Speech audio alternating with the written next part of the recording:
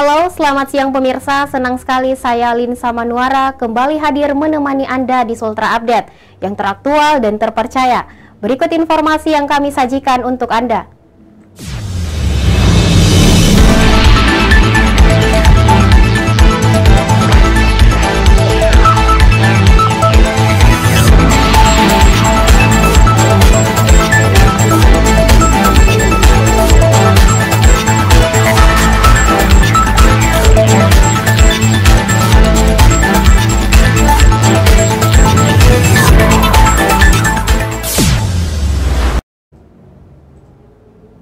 Kita ke informasi pertama. Pemerintah Kota Kendari menggelar musyawarah perencanaan pembangunan rencangan kerja pemerintah daerah tingkat Kota Kendari, Sulawesi Tenggara. Pemkot Kendari mengadakan musrembang tingkat Kota Kendari. Wali Kota Kendari Zulkarnain Kadir menyebut akan menjadikan pembangunan infrastruktur sebagai prioritas di tahun 2023 mendatang.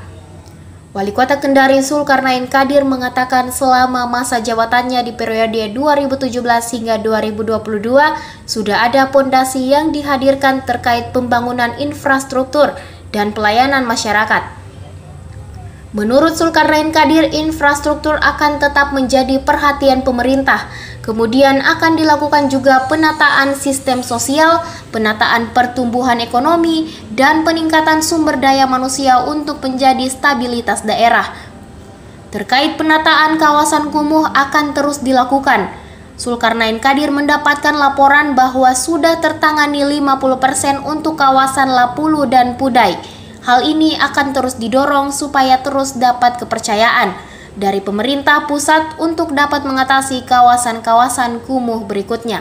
Kita tahu bersama bahwa 2023 itu tahun transisi ya, pemerintahan di Kota Kendari karena nanti akan diisi oleh pejabat, tetapi tentu kita tidak akan mengurangi bobot dan atensi kita dalam membangun Kota Kendari.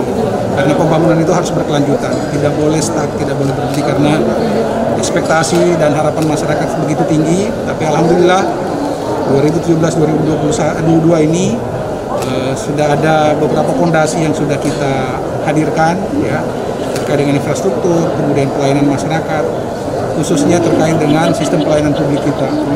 Sudah banyak mengalami perubahan, mudah-mudahan ini bisa terus dikembangkan ke depan dan semakin membuat potensi-potensi yang ada di Kota Kendari ini bisa kita angkat menjadi keunggulan.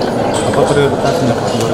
Sudah saya sebutkan tadi, infrastruktur tentu tetap menjadi perhatian kita, kemudian penataan sistem sosial kita, ya, bagaimana stabilitas daerah terus kita jaga, pertumbuhan ekonomi, termasuk peningkatan sumber daya manusia kita. Ini juga menjadi konsen kita supaya pembangunan fisik itu disertai dengan kemampuan kapasitas sumber daya manusia.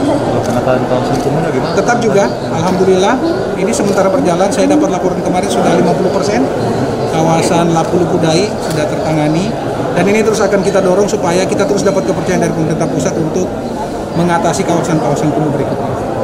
Pak, kalau terkait dengan Pak, itu Pak, mal pelayanan bagaimana Pak sekarang? Mal pelayanan publik alhamdulillah dari semula kita rencana hanya 24 layanan, sekarang ini bertambah menjadi 28 layanan karena Kejaksaan Negeri masuk, Pengadilan Negeri juga masuk, ya. Karena ternyata setelah kita diskusi memang perlu disatukan di satu titik, gitu, sehingga masyarakat nanti kalau membutuhkan hal-hal terkait dengan mereka itu kemudian bisa dihadirkan satu tempat. Ya misalnya masyarakat butuh konsultasi hukum, terus kemudian misalnya di pengadilan itu kan ada hak waris dan seterusnya. Nah, ternyata itu juga kalau kita hadirkan nanti di mal pelayanan kita ini bisa menjadi satu kesatuan dan terintegrasi. Progres pembangunannya? Alhamdulillah sekarang sudah 80%, ini dalam tahap interior.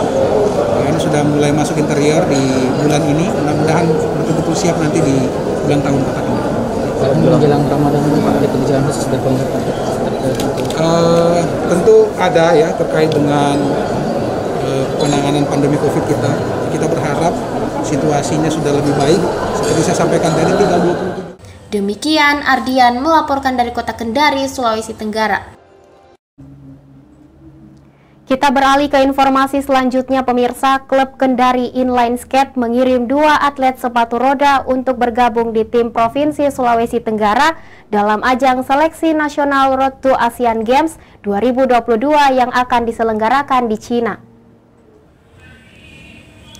Klub Kendari Inline Skate mengirim 2 atlet sepatu roda sebagai perwakilan Sultra dalam ajang seleksi Road to ASEAN Games 2022 yang akan diselenggarakan di Cina. Seleksi tersebut berlokasi di Stadion Jirta, Jakarta Utara. Di sana atlet sepatu roda Sulawesi Tenggara didampingi langsung oleh Perserosi Sulawesi Tenggara. Atlet dari klub Kendari Inline Skate Faiz mengikuti kategori sprint 1000 meter dan Dwi mengikuti kategori ITT 800 meter. Dwi mengatakan di tengah keterbatasan arena sepatu roda, dia tetap mempersiapkan kondisi fisik dan teknik agar tetap maksimal, serta bisa memberikan yang terbaik untuk daerah dan Perserosi Sulawesi Tenggara. Faiz juga berharap ajang seleksi ini dirinya bisa lolos untuk membela Indonesia di ajang ASEAN Games untuk membuat bangga daerah serta klub Kendari Inline Skate. Di klub kami, klub Kendari Inline Skate yang akan mewakili seleksi nasional Road to Asian Games itu ada 2 atlet, putra 1 putri. Untuk treatment latihan, jadi kami bagi 2, ada latihan fisik menggunakan sepatu, ada juga latihan fisik tanpa sepatu. Untuk latihan di provinsi, itu ada sendiri juga pelatihnya, yaitu dari Perserosi. Jadi saya itu hanya mewakili pelatih klub saja. Jadi saya juga mengatur mereka untuk menjaga pola makan, pola tidur, kemudian mengatur waktu agar mereka bisa latihan. Untuk seleksi nasional Road to Asian Games itu nanti di lapangan Stadion Jirta, tepatnya di Jakarta Utara. Jadi untuk putra akan mengikuti kategori sprint 1000 meter dan putri itu akan mengikuti kategori ITT 200 meter kali 4. Persiapan yang kami lakukan yaitu persiapan fisik, mulai dari latihan penguatan otot, terus latihan pernapasan. Kemudian kami juga menjaga pola tidur dan menjaga pola makan. Kami sendiri di Sulawesi Tenggara, khususnya di Kendari, tidak memiliki arena. Dan pada akhirnya kami latihan di lapangan XMTQ untuk persiapan seleksi nasional ini. Kalau saya sendiri mengikuti ITT 200 meter kali 4. Kalau untuk saya mengikuti 1000 meter putra. Harapan kami yaitu bisa membanggakan nama Sultra dan membanggakan nama klub kami. Kami sendiri berharap buat pemerintah lebih memperhatikan cabur ini, yaitu sepatu roda speed. Kemudian kami juga berharap agar pemerintah memperhatikan atlet-atlet dari sepatu roda. Demikian Ardian melaporkan dari Kota Kendari, Sulawesi Tenggara. Kita ke informasi terakhir, pemirsa. Pengurus Komite Olahraga Nasional Indonesia Kabupaten Konawe Selatan mengadakan kegiatan pelantikan pengurus baru KONI Kabupaten Konawe Selatan periode 2022-2026. Kegiatan ini dihadiri oleh PLT Ketua Umum KONI Sultra Laode Suryono, Sekretaris Daerah Kabupaten Konawe Selatan, Kadispora Kabupaten Konsel, serta Ketua KONI terpilih Kabupaten Konawe Selatan. Dalam sambutannya, PLT Ketua Umum KONI Sultra Laode Suryono mengatakan bahwa dirinya berharap Ketua KONI Konsel dapat bekerja sama dengan pemerintah daerah untuk bersama-sama membesarkan KONI Konawe Selatan. Dirinya juga mengatakan bahwa pemerintah Provinsi Sulawesi Tenggara sedang giat-giatnya membangun seluruh fasilitas seperti sirkuit. Kedepannya akan diadakan stadion dan saat ini Gor Apriani sedang dalam tahap pembangunan. Adapun Ketua Umum KONI Konawe Selatan terpilih mengatakan bahwa dirinya akan membuat database untuk para atlet dan dilaporkan bersama dengan Pemda Konawe Selatan.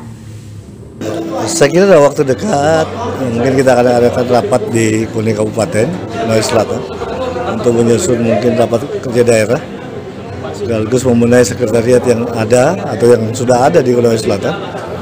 Termasuk yang paling urgent adalah mempersiapkan pengcap-pengcap seperti yang kita dengar bersama tadi, kurang lebih 8 bulan saja mungkin dari sekarang, ya, untuk menghadapi Porprov di Buton dan Bau-Bau. Nah, sehingga daripada itu urgensinya, pasca ini kami akan berkoordinasi dengan stakeholder yang ada, terutama Pemda Konawe Selatan, terkait dari anggaran kita. Kedua, tentunya konsolidasi terhadap Pengcap, ya, semua Pengcap yang ada. Dari 32 Pengcap yang ada, mungkin ada Pengcap yang baru akan kami bentuk juga di KONI Konawe Selatan. Ya. Terus harapan Bapak ke depannya bagaimana untuk para atlet? Tentunya harapan kami dengan keputusan yang baru ini, tadi kemarin juga saya sampaikan kawan-kawan, kita akan mulai bikin database atlet. Jadi baik yang sudah ada maupun yang sudah dibajak sama daerah lain. Itu akan kami bikinkan database, kemudian kita akan laporkan juga, kita rapatkan bersama-sama dengan Pemda Konawe Selatan. Saya kira di Konsel ini kan sudah ada stadion olahraga bola, yang sudah ada ya. Kemudian ada lapangan poli indoor, kemudian ada lapangan bulu tangkis indoor. Dan kesemua ini adalah olahraga yang sudah merakyat. Tapi kemudian yang perlu kita perbaiki adalah sistem pembinaannya. Satu contoh, sepak bola ini kan banyak, daerah Konsel yang luas ini kan 25 kecamatan, 300 sekian desa ini. Kalau diadakan ada turnamen atau event dalam sebulan sekali saja, dalam segala umur, tentunya ini bisa menciptakan bibit-bibit baru dalam dunia olahraga sepak bola.